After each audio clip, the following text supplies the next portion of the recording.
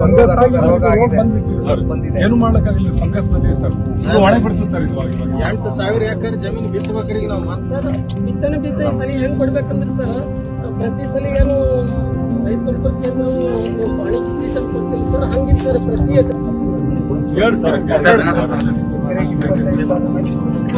ಒತ್ತಾಯ ಮಾಡಿ ಮಾತಾಡಿದ್ದೀವಿ.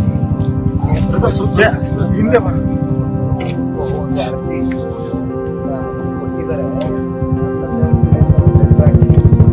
ಫೋನಲ್ಲಿ ಮಾತಾಡಿಸಿ ಯಾವ ರೀತಿ ಸರ್ ಈಗ ಹೊಲದಾಗ್ರೆ ಏನು ಬೆಳೀನಿ ಆಲ್ರೆಡಿ ಈಗ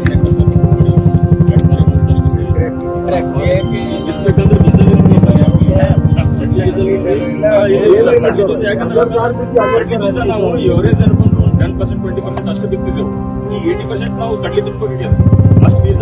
if you like this video ಬೇಗ ಲೈಕ್ ಮಾಡಿ, ಕಾಮೆಂಟ್ ಮಾಡಿ, ಶೇರ್ ಮಾಡಿ ಹಾಗೂ ಯೋಯೋ ಟಿವಿ ಕನ್ನಡವನ್ನು ಸಬ್ಸ್ಕ್ರೈಬ್ ಮಾಡಿ.